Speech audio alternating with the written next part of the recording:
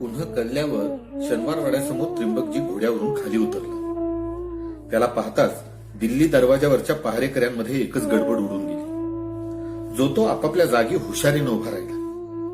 रिसालदार आपाजीराम सहस्त्रबुद्धे, पानशांचा तोफखान्यावरचा चौधरी रूपराम, विंचुरकर, लक्ष्मणपंत इत्यादी मंडळी दिल्ली दरवाजाच्या आतल्या चौकात उभी होती. त्रिंबकजी पायऱ्या चढून आत गेल्यावर त्यानं या मंडळींचे रामराम घेतले. श्रीमंत कुठे आहेत? फडाच्या चौकात आल्यावर त्रिंबकजीनं लक्ष्मणपंतांना विचारलं. थोरल्या बाईसाहेबांच्या महालात आहे, लक्ष्मणपंतांनी सांगितलं. मी येणार ही वर्दी देऊन ठेवलीस ना? होय, श्रीमंतांनी आपल्याला तिकडेच घेऊन यायला सांगितलं. ठीक, मी एकटाच जातो. लक्ष्मणपंत, तुम्ही इथं फडातच थांबा. कदाचित तातडीनं एखादी थैली संगमावर पाठवावी लागेल. त्रिंबकजी एकटाच पुढच्या चौकात गेला. तिथे एक हुजरा उभा होता. त्रिंबकजीला पाहताच त्यानं लवून मुजरा केला. त्रिंबकजीनं त्याला पुढे पाठवलं. मग तो डावीकडचा जिना चढून तिसऱ्या मजल्यावरच्या वाराणसीबाईंच्या महालाच्या बाहेर आला. बाहेर पहाऱ्यावर पलंगाचा चौकीदार होता. त्याचा मुजरा मानेनच स्वीकारून त्रिंबकजी महालात गेला.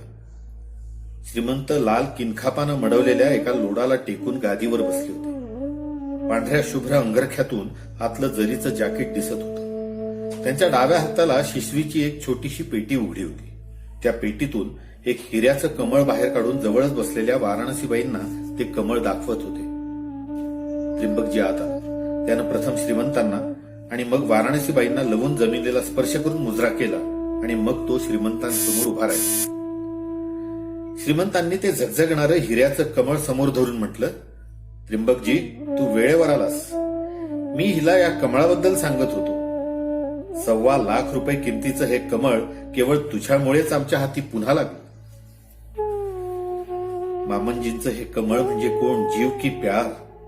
वाराणसीबाई त्या कमळाकडे उत्सुकतेनं पाहत म्हणाल्या. अटके पार दौलतीचा झेंडा त्यांनी फडकवला तेव्हा पेशावरच्या एका हिऱ्याच्या व्यापाऱ्याकडून त्यांनी मुद्दाम हे करवून घेतलं होतं असं सासूबाई सांगत असत.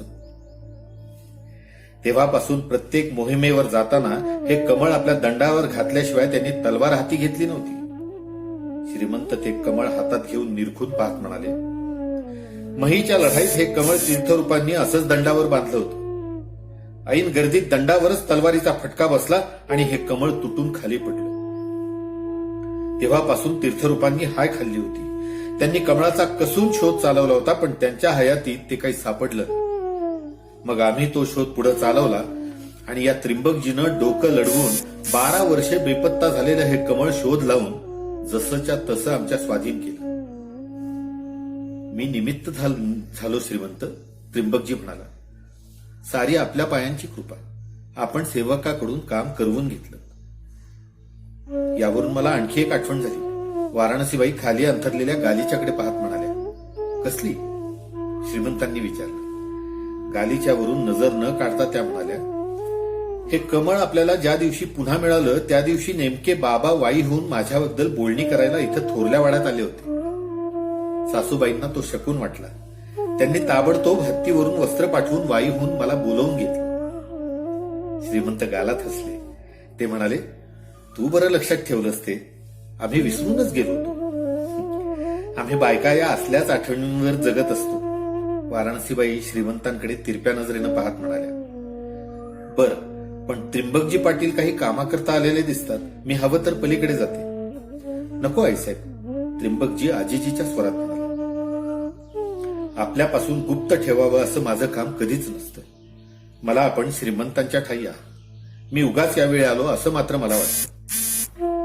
नाही त्रिंबकजी, दौलतीचा सारा भार ज्या दिवशी आम्ही तुझ्यावर सोपवला त्याच दिवशी तुला आमचा धाकटा बंधू मानला. तुझ्यापाशी आमचा आत बाहेर काहीच नाही. श्रीमंत कमळ शिसवी तंदुकीत ठेवून म्हणाले.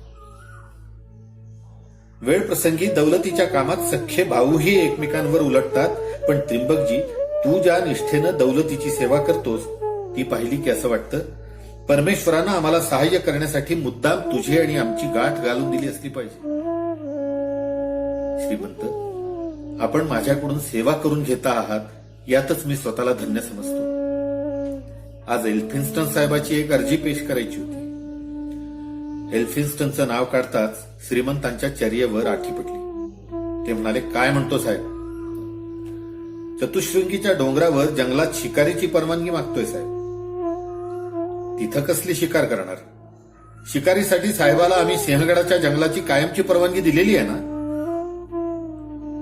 एल्फिन्स्टन तर्फे दुपारी पॉटिंजर साहेब माझ्याकडे आला होता. त्यानं सांगितलं की आज सकाळी चतुशृंगीकडे फिरायला गेला असताना एका चित्त्यानं त्याच्यावर उडी मारली. चित्ता जखमी होऊन नजीकच्या जंगलात पळून गेलाय. तो कधी कुणाला दगा फटका करेल याचा नेम नाही. तेव्हा साहेब स्वतः त्याच्या शिकारीला जावं असं म्हणतोय. आपली बातमी काय आहे? साहेबाच्या अंगावर मुद्दाम कुणीतरी चित्ता सोडला होता. असं? पक्की बातमी आहे? श्रीमंतांनी आश्चर्यानं विचारलं. होय श्रीमंत, पक्की बातमी आहे. साहेबालाही तोच संशय आहे. म्हणून तर तो शिकारीच्या निमित्तानं सारं रान धुंडाळावं असं म्हणतोय. तुझा संशय कुणावर आहे? श्रीमंतांनी हलक्या आवाजात विचारलं. मी माणसं पाठवलीत मागावर, पण अजून माझे खबरी परत आलेले नाहीत. शहानिशा झाली की आपल्या कानावर घालतोच. पण साहेब आत्ताच जंगलात त्याचे लोक घेऊन घुसला तर आपल्याला खरं खोटं पडताळून पाळता यायचं नाही. श्रीमंतांनी शंका व्यक्त केली. आणि आम्ही शिकारीची परवानगी दिली नाही तर संशयाला निष्कारण जागा राहते. तुमची डावपेचांची बोलणी मला उमजत नाहीत. इतका वेळ शांतपणे ऐकत बसलेल्या वाराणसीबाई मध्येच म्हणाल्या, पण आपण मानणार असाल तर मी एक तोड सुचवते. काय तोड आहे तुमची? श्रीमंत हसून वाराणसीबाईंकडे पाहत म्हणाले, चतुशृंगीच्या डोंगरावर साहेबाला वाघ दिसला म्हणतात. वाघ देवीचं वाहन. आमच्या भोळ्या समजुतीप्रमाणे देवीच्या वाघाची शिकार मुळीच करू नये, म्हणजे परवानगीचा प्रश्न आपोआपच सुटला. साहेब म्हणेल वाघाला मारत नाही, जिवंत पकडून आणतो. त्रिंबकजीनं शंका काढली. पण वाघाला पकडावं की नाही याबद्दल देवीला कौल लावावा हे बरं. उद्या सकाळी देवीला अभिषेक करून ब्राह्मणांकडून कौल लावून निर्णय घ्यावा. तो निर्णय मिळेपर्यंत तुम्हाला तपासाला बरीच सवड मिळते. वाराणसीबाईंनी खुलासा केला. हा मार्ग मला बरा दिसतोय त्रिंबकजी, श्रीमंत म्हणाले. या साहेबाशी वागताना कोणताही निर्णय झटपट घेऊ नये असा सल्ला मोदींना आपल्याला दिलेलाच आहे. तेव्हा चाल ढकल करायला हे कारण बरं आहे. आज्ञा श्रीमंत. मी साहेबाला उद्यापर्यंत या सबबीवर थोपवून धरतो असं म्हणून पुन्हा लवून मुजरा करून त्रिंबकजीनं श्रीमंतांचा निरोप घेतला. खाली फडात लक्ष्मणपंत त्रिंबकजींची वाट पाहत होता. संगमावरून साहेबांचा लखोटा घेऊन हरकारा आलाय. पॉटिंजर साहेबानं शिकारीची परवानगी मागितली आहे. त्रिंबकजीला पाहताच लखोटा त्याच्या हातात देऊन लक्ष्मणपंत म्हणाला. त्रिंबकजीनं कपाळाला आठ्या घालून पत्र वाचलं. चौघांपैकी एक आत्ताच आलाय. काय म्हणतो? पोट साहेबाच्या हाताखाली 50 हत्यारबंद शिपायांची तुकडी दापोडीच्या छावणीतून बाहेर पडून चतुशृंगीच्या रोखानं निघाली. असं? भुवया चढवून त्रिंबकजी म्हणाला, पंत, ताबडतोब या पत्राला उत्तर रवाना करा. म्हणावं देवीच्या डोंगरावर शिकार करावी का न करावी याचा देवीला कौल लावून जो निर्णय लागेल त्याप्रमाणे श्रीमंत हुकूम करतील. तोपर्यंत तो हुकूम संगमावर रवाना होईल. आज्ञा. असं म्हणून पंत लगेच खाली बसून पत्राला उत्तर लिहू लागला. जुन्नरी कागदावर बोरूचा कुरुकुरु आवाज सुरू झाला. आपाजीराम, त्रिंबकजीनं पुकारलं. आपाजीराम बाहेरून आत आला. दापोडीहून 50 शिपाई घेऊन पोटसाहेब चतुशृंगीच्या जंगलाकडे कुणाच्या हुकमानं निघालाय? वाड्यातल्या खास पथकाचे 10 स्वार घेऊन तुम्ही आत्ताच्या आत्ता पोटसाहेबाला आडवे जा. त्याला श्रीमंतांचा हुकूम सांगा. म्हणावं शिपाई त्याच पावली परत छावणीत गेले नाहीत तर पारिपत्य होईल. पोटसाहेबाच्या हाताखालची पलटण श्रीमंतांची आहे. तिचा खर्च दौलतीतून चालतो. पोटसाहेबाला सांगा त्यानं हुकूम पाळायचे ते श्रीमंतांचे, संगमावरच्या साहेबाचे नव्हे. तो काकू करायला लागला तर तडक मला कळवा. बापू गोखल्याची स्वारांची तुकडी लगेच रवाना होईल. आपाजीराम आज्ञा म्हणून त्याच पावली रवाना झाला. फडात एका बाजूला मोर दीक्षित काही कागद चाळीत बसला होता. त्याच्याकडे पाहून त्रिंबकजी म्हणाला, दीक्षित, पोट साहेबाची खातरजमा तुम्ही केली होती नाही का? होय पाटील, मोर दीक्षित म्हणाला. आणि खुद्द कारभाऱ्यांनी सदाशिव भाऊ माणकेश्वरांनीही केलेली आहे. माहितीये मला ते, त्रिंबकजी आवाज चढवून म्हणाला. श्रीमंतांजवळ इंग्रजांची भलावण तुम्ही करता का? तर पोटसाहेब तुमचा दोस्त. मोर दीक्षित, तुम्ही विस्तवाशी खेळता आहात एवढंच तूर्त बजावतो. तुम्ही हा खेळ बंद केला नाही तर वेळ आली म्हणजे तक्षकाबरोबर इंद्राय स्वहा म्हणायची मला पाळी येईल हे खूप समजून असा. पण पाटील, मला काहीही ऐकून घ्यायचं नाहीये. धन्याशी बेईमानी मी परमेश्वराशी बेईमानी करण्यासारखं समजतो. तेवढ्यात एक हुजऱ्या घाईनं फडात आला. त्रिंबकजी पुढं मुजरा करून उभा राहिला. का रे? त्रिंबकजीनं त्याला विचारलं. धाकट्या श्रीमंतांनी आपल्याला बोलवलंय, तो अदबीनं म्हणाले जाण्यापूर्वी मला भेटून जा. आज्ञा शिरसावंद्या म्हणून सांग. त्रिंबकजीनं मान हलवून सांगितलं. हुजऱ्या निघून गेला. फडातलं काम संपवून त्रिंबकजी चिमाजी अप्पाच्या महालाकडे निघाला तेव्हा सूर्य मावळला होता. चौकातून पलिते पेटवून ठेवले होते. बाहेरच्या बाजूला मोठमोठे दिवे लावण्याकरता जिवाजी भुतकराचे लोक धावपळ करत होते. पश्चिम तटालगत दिव्याच्या एका खांबाजवळ एक ब्राह्मण हातात तेलाचा डबा आणि रुई घेऊन दिवा पेटवण्याच्या खटपटीत होता. त्रिंबकजीला पाहताच हातातलं ते साहित्य खाली ठेवून त्यानं त्रिंबकजीला रामराम घातला. धाकट्या श्रीमंतांकडची काय खबर आहे? त्रिंबकजी त्याच्याजवळ जाऊन पुटपुटला. संगमावरच्या साहेबाच्या आणि श्रीमंतांच्या खलित्यांची अदलाबदल झाली. त्रिंबकजीलाच ऐकू जाईल अशा आवाजात त्या ब्राह्मणानं बातमी दिली. तेलाचा डबा उचलून तो दिवा लावायच्या खटपटीला लागला. चिमाजी अप्पाच्या महालाबाहेर त्रिंबकजींचा पहारा होता. पहारेकऱ्यांचे मुजरे घेऊन त्रिंबकजी आत गेला. चिमाजी अप्पा एक छोटस इंग्रजी घड्याळ पाहण्यात दंग झाला होता. त्रिंबकजी आत आल्यावर त्यानं ते बाजूला ठेवलं. पाटील, आमच्या नशिबीची ही कैद कधी सुटणार? त्रिंबकजीनं काही उत्तर दिलं नाही. तो मुजरा करून अदबीनं बाजूला उभा राहिला.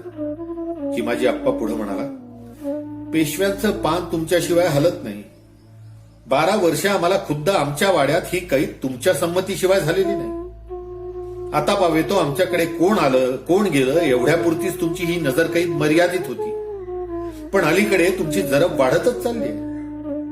आम्ही पेशवे नसू, पण एकेकाळी याच शनिवार वाड्यात थोड्या दिवसांकरता का होईना पेशवाईची वस्त्र आम्हाला मिळाली होती. त्यावेळी त्रिंबकजी, तुमची गणना एका सामान्य हुजऱ्यात होत होती ही गोष्ट तुम्ही विसरला असाल. आम्ही विसरलो नाही. श्रीमंत, त्रिंबकजी त्यावेळी हुजऱ्या होता. त्रिंबकजी नम्रतेनं पण खंबीरपणानं म्हणाला, आताही आपल्यापुढे हुजऱ्या म्हणूनच उभा आहे. आज्ञा व्हावी. ही मानधावी बोलणी त्रिंबकजी आम्ही गेली 12 वर्ष ऐकतच आहोत आणि तुम्ही दिवसेंदिवस आमच्या भोवतीचा पाश अधिकाधिक घट्ट करतच निघालाय. ही हुजऱ्याची लक्षणं खास नव्हेत. एखाद्या सामान्य दरोडेखोरासारखं तुम्ही आम्हाला वागवता. आमच्याकडे कोण येतं कोण जातं याचा बारकावा पाहता. आमच्याकडे येणाऱ्याला बाहेर तुम्ही छळता. त्यामुळे आमच्याकडे आश्रितांचाही राबता दिवसेंदिवस कमी होत चाललाय. ही तुम्ही हुजरे असल्याचीच लक्षणं समजायची का? श्रीमंत, मी दिलेल्या हुकमाचा चाकर आहे.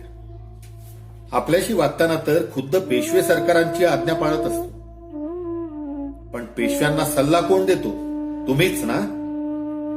होय, ते माझं कामच आहे. का? कारभारी सदाशिव भाऊ नाहीच सल्ला द्यायला? पेशव्यांनी तुम्हाला आपला कारभारी नेमल्याचं अजून आमच्या कानावर आलं नाही. पेशव्यांनी सल्ला विचारला तर तो नाकारण्याची धमक श्रीमंत या त्रिंबकजी जवळ नाही. खुद्द धन्याचा कुणी धनी असत नाही हे मी आपल्याला सांगावं असं नाही. आता तुमच्याच तोंडून उलगडा झालाच त्रिंबकजी, ते बरं झालं. म्हणजे आमच्या भोवताली ही जी जरब बसवली आहे ती तुमच्या सल्ल्यावरूनच. त्रिंबकजी उत्तर न देता गप्प बसले. का? आता गप्प का? बोला त्रिंबकजी. पेशव्यांचे आम्ही सख्खे बंधू याशिवाय आमच्याकडून कोणता गुन्हा घडला होता म्हणून ही नजर कैद तुम्ही आमच्यावर लादली हे आम्हाला समजू द्या. याच वाड्यात आमचे तीर्थरूप नांदले. आमच्या पराक्रमी आजोबांनी हा वाडा बांधला, तो आपल्या नातवाला कुणी तिथं कैदेत टाकावं आणि तिथल्या एखाद्या दालनात बसून एका सामान्य हुजऱ्याची विनवणी करण्याची त्याला पाळी यावी, याच करता की काय? त्रिंबकजी, या चिमाजी अप्पाला राज्याचा लोभ आहे असं पुण्यातलं लहान मूल जरी म्हणालं तरी तुम्ही सांगाल ते प्रायश्चित्त घेऊन याच पावली आम्ही काशीला निघून जाऊ. सहोदर आहोत, हा आमचा अपराध नाही. राज्याची हाव आम्हाला नाही. उलट पेशवाईची वस्त्र आम्हाला देण्यासाठी परशुराम भाऊ थेऊरला आमच्या डेऱ्यात आले होते, तेव्हा आम्ही त्या बेताला साफ नाकबूल झालो होतो. ही गोष्ट सर्वांना माहिती आहे. पटवर्धनांच्या ज्या कारकुनानं जबरदस्तीनं आम्हाला पालखीत घालून इथं वाड्यात पेशवाईवर स्थापना करायला आणलं, त्या कारकुनाला त्याच्या त्या कृत्याबद्दल याच वाड्यात पाठीच्या चिंध्या होईपर्यंत कोरडे आम्हीच मारले. हे तुम्ही विसरला असलात तरी त्रिंबकजी, पुण्यातले लोक विसरले नसतील. श्रीमंत, बोललो नसतो, पण केव्हा तरी हे बोलायला पाहिजेच, त्रिंबकजी म्हणाला. आणि सध्या परिस्थितीच अशी आहे की आपल्याही मनात काही संभ्रम शिल्लक राहू नये म्हणून स्पष्ट बोलतो. माफी असावी. श्रीमंतांच्या माणसांची वर्दळ आजकाल संगमावर फार वाढली आहे. याचं कारण काय? कारण काय? त्रिंबकजी, चांगलं विचारलं. याचं उत्तरही तुम्हाला ठाऊक असायला हवंय. 5 वर्षापूर्वी आमचं कुटुंब ओंकारेश्वराच्या देवालयात वाती लावायला गेलं असता लुगडं पेटून मरण पावलं. आम्ही एकंदर जीवनाविषयीच उदास झालो होतो. आमच्या डोक्यात विरक्तीचे विचार येत होते. त्यावेळी आमच्या त्या दुःखात पेशव्यांनी आमचं सांत्वन केलं का शनिवारवाड्यात नाचगाण्याच्या मैफली उडवून आमच्या दुःखावर डागण्या दिल्या, हा इतिहास न विसरता येणे इतका अलीकडचा आहे. त्यावेळी संगमावरच्या एल्फिन्स्टन साहेबांनी आमच्याबद्दल सहानुभूती दाखवली. वारंवार भेटीगाठी घेऊन आम्ही दुःख विसरावं असा प्रयत्न केला. इतकंच नव्हे तर खुद्द पेशव्यांशी आमची रदबदली करून महादजीपंत जोशांची मुलगी स्वतः पाहून आमचं दुसरं लग्न लावलं. जीवनात आम्हाला काही राम वाटावा म्हणून एल्फिन्स्टन साहेबांना फार कष्ट घेतले. तेव्हापासून एल्फिन्स्टन साहेबाला मी थोरल्या बंधू समान मानलेला आहे. साहेब ना आमच्या जातीचा ना गोताचा, पण त्रिंबकजी, त्याच्या मनात आमच्याबद्दलचं जे प्रेम आहे त्याच्या शतांश जरी प्रेम पेशव्यांना आमच्याबद्दल वाटतं तरी आम्ही आमच्यावर असा पहारा बसवला नसता. पण श्रीमंत, संगमावर अलीकडे आपल्याकडून लोक वरचेवर जातात, तिकडूनही नेहमी येतात. ते कशासाठी? कोण येतात? आमच्या नवीन सासऱ्यांची, महादजी पंतांची 2 मुलं संगमावर नोकरीत आहेत. स्वतः आमचे श्वशूर मुंबईला सावकारी पेटी काढून ती मार्फत इंग्रजांचे या राज्यातले पैशाचे व्यवहार बघतात. त्यामुळे काही माणसं संगमावर आणि आमच्याकडे वाड्यात येतात जातात. त्यात एवढं बिघडलं ते काय? बिघडू नये म्हणूनच ही सारी दक्षता आहे श्रीमंत, त्रिंबकजी म्हणाले. कसूर माफ करावा, पण आपण म्हणतात एवढा साहेब दयाळू अंतःकरणाचा आहे असं थोरल्या श्रीमंतांना वाटत नाही. एल्फिन्स्टन आपल्याशी गोड गोड बोलतो, आपल्या लग्नाची स्वतः खटपट करतो, त्याकरता वेळ प्रसंगी पदरचा पैसा खर्च करतो. हे सारं श्रीमंत तो आपल्याकरता करत नाही. आमची विचारपूस करण्यात, आमचं चित्त संसारात लागावं म्हणून खटपट करण्यात त्रिंबकजी एल्फिन्स्टन साहेबाचा दुसरा तो काय हेतू असणार? हे खोल पाणी आहे श्रीमंत. ही राजकारण आहेत. आपण पेशव्यांचे सख्खे बंधू आहात. थोरल्या श्रीमंतांनंतर गादीवर आपलाच हक्क आहे. असेल, पण आम्ही कुठं त्याची पर्वा केली? नानांनी मागं आम्हाला राज्यावर बसवायचा घाट घातला होता तेव्हा आम्हीच त्यांना विरोध केला होता ना. आणि तरीही त्यांनी आपल्याला गादीवर बसवलं होतं ना. श्रीमंत, हा हक्कच असा आहे की आपण नाही म्हणूनही तो आपल्या मागचा सुटत नाही. थोरल्या श्रीमंतांचं आणि इंग्रजांचं उद्या वितुष्ट आलं तर हातात प्याद असावं म्हणून एल्फिन्स्टन हा डाव खेळतोय. हे मी आपल्या नजरेला आणावं असं नाही ना. तुमचा स्वभावच फार संशयी त्रिंबकजी. तुम्हाला कशातच सरळपणा दिसत नाही. जिथं तिथं कट चाललंय असं निष्कारणच तुम्हाला वाटत असतं. श्रीमंत, राजकारणात संशय हाच गुण आहे. एल्फिन्स्टनशी व्यवहार करताना तर तो पराकोटीचा गुण आहे. सर्व गोष्टी आपण म्हणता तशा सरळ चालल्या तर मला अधिक आनंद झाला असता. पण दुर्दैवानं तसं घडत नाही. एकूण तुम्हाला आमच्या लग्नातही राजकारणच दिसतं तर. अलबत्त श्रीमंत आपल्या नातेवाईकांना संगमावर नोकरीला लावून आणि आपल्या श्वशुरांना मुंबईला पेढी उघडायला लावून एल्फिन्स्टननं मोठं राजकारण साधलंय. आता हरकामाच्या निमित्तानं त्याला आपली माणसं वाड्यात वेळी अवेळी पाठवता येतात आणि वाड्यातूनही राजरोस माणसं संगमावर जातात. यात किती धोका आहे याची आपल्याला कल्पना नाहीये श्रीमंत. सांगा, कळू द्या तो धोका तुमच्या तोंडून त्रिंबकजी. आपलं नाव सांगून अल्पिष्टनचे लोक इथं वाड्यात येतात. पेशव्यांना कोण भेटतो, काय बोलतो यावर नजर ठेवतात. आपली बातमी बाहेर संगमावर पोहोचवतात. श्रीमंत, गुप्तता नाहीशी झाली की राजकारण बिघडतं आणि आपल्या दोस्तीचं निमित्त करून इथली बित्तम बातमी काढण्याचा डाव एल्फिन्स्टन खेळतोय. म्हणजे एका परीनं आम्हीच साहेबाला सामील आहोत असं तुम्ही सुचवता त्रिंबकजी. छे श्रीमंत, असं माझ्या स्वप्नातही येणार नाही. पण आपला स्वभाव, कसुरीची माफी असावी, आपला स्वभाव भोळा आहे. राज्यकारभार बिघडवून टाकील इतका भोळा आहे. आपला पेशव्यांच्या मजदनीवरचा हक्क आणि आपला हा स्वभाव पाहिल्यावर थोरल्या श्रीमंतांनी आपल्यावर ठेवलेली जरब कमीच आहे असं मी म्हणेन. छान त्रिंबकजी, तुम्ही सेवा धर्म छान पाळतात. आता आहे त्याहून जास्त जरब ठेवायची म्हणजे आमच्या हातापायात बेड्या घालून अंधार कोठडीत आम्हाला ठेवायचं तेवढंच बाकी राहिलंय. चिमाजी आप्पाचा स्वर कापरा होत चालला होता. श्रीमंत, राजधर्म कठीण आहे. शिवछत्रपतींनी जरूर भासली तेव्हा खुद्द पोटच्या संभाजीराजांनाही कैदेत टाकायला मागे पुढे पाहिलं नाही. त्रिंबकजीची चर्या कठोर झाली आणि आलमगिरानं आपल्या हातानं आपल्या भावांना ठार मारलं असंच म्हणायचंय ना त्रिंबकजी तुम्हाला? चिमाजी आप्पा एकदम बैठकीवरून उठला आणि त्रिंबकजी समोर जाऊन गुडघे टेकून वाकून म्हणाला, त्रिंबकजी, पेशव्यांच्या मनात हेच असेल तर हा चिमाजी आप्पा त्यालाही तयार आहे. इथं या नजर कैदेत पिचत मारण्यापेक्षा काय तो सोक्षमोक्ष एकदमच करून टाका. हे मस्तक उघड आहे. उपसा ती भिंतीवरची तलवार आणि पेशव्यांच्या हुकमानं करा हे शिर धडा वेगळं. पेशव्यांच्या शिरातून उडणारं रक्त एकवार या शनिवार वाड्यातल्या भिंतींनी पाहिलेलं आहे. पुन्हा एकदा त्या भिंती रक्तानं भिजू द्या. त्रिंबकजी, चिमाजी अप्पाचा तो अवतार पाहून क्षणभर गडबडला. मग स्वतःला सावरून तो खाली वाकला. त्यानं चिमाजी अप्पाला दंडाला धरून उठवलं आणि गादीवर नेऊन बसवलं. चिमाजी अप्पा समोर हात जोडून भरलेल्या आवाजात तो म्हणाला,